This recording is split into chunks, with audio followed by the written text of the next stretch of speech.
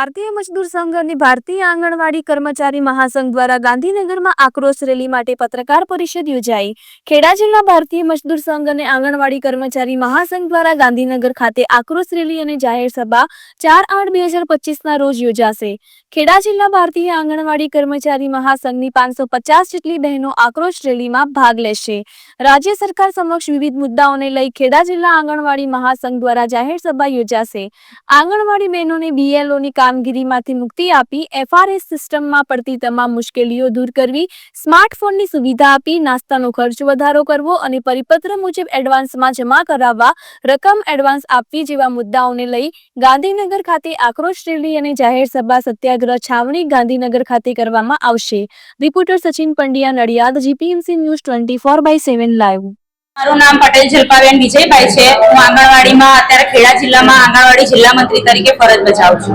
શું છે આજની પ્રેસ કોન્ફરન્સનો હેતુ શું સંદેશ આપવા માંગો? અમે પ્રેસ કોન્ફરન્સ એટલા માટે રાખી છે કે અમે સરકારને વારંવાર રજૂઆત કરવા છતાં અમારા પ્રશ્નોનું કોઈ નિરાકરણ આવ્યું નથી અને અમે 4 તારીખે 4/8/2025 ના રોજ અમે સત્યાગ્રહ છાવણી ગાંધીનગર ખાતે રેલી અને આક્રોશ રેલી અને ધરણાનું વિચારી રહ્યા છીએ અને એ દિવસે અમે ધરણા અને રેલી લગભગ અમારી ખેડા જિલ્લામાંથી 500 થી 700 બહેનો ત્યાં જશે અને રાજ્યમાંથી લગભગ 20 કે 22,000 બહેનો ત્યાં આવવાની છે અને અમે અમારી આક્રોશ ત્યાં વ્યક્ત કરીશું। શું છે માંગણીઓ શું છે? અમારી પહેલી તો માંગણી એ છે કે અમારે આંગણવાડીમાં જે બીએલઓ ની કામગીરી અમને આપી છે એ બીએલઓ ની કામગીરીમાંથી અમને મુક્તિ આપો। બધા અમારા અહીં વડી અદાલતમાંથી જે અમને ચુકાદો આવ્યો છે વડી અદાલતનો, એનું પણ હજી અમને કોઈ અમલીકરણ આવ્યું નથી, એનું અમલીકરણ અમને કરી આપો। કે પછી આંગણવાડી જે બહેનો છે એ બહેનોની ઉંમરમાં બાંધછોડ કરી અને સુપરવાઇઝરમાં જે બઢતી થતી હોય છે એ બઢતી નથી થતી। પછી અમારે એફઆરએસ ની કામગીરી એટલી હોય છે કે એફઆરએસ ની કામગીરી કરવામાં પણ અમને બહુ તકલીફ પડે છે।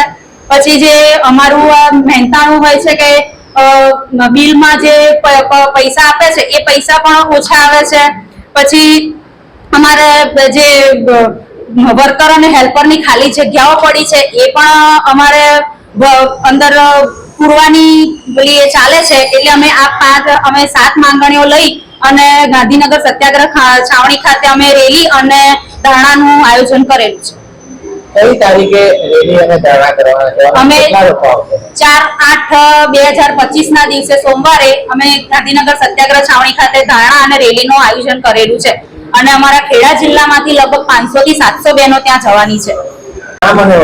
મારું નામ લોમેશ બારોટ છે।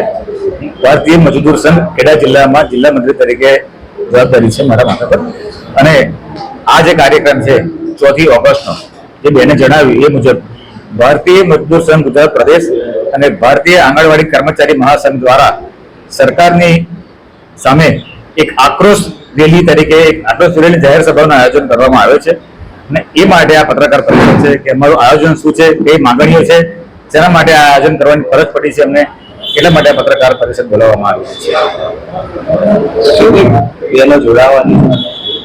ગુજરાત રાજ્યમાંથી ઓછામાં ઓછી 15,000 થી 20,000 બહેનો જોડાશે અને એ સાથે ભારતીય મજદૂર સંઘને સંલગ્ન જેટલા પણ યુનિયનો છે, પરિવહન આવી ગયું, પાણી પુરવઠા આવી ગયું, આંગણવાડી, મધ્યાહન ભોજન, આશા વર્કર યુનિયન, આ તમામ યુનિયનના તમામ કાર્યકરો પણ એમાં જોડાવાના છે।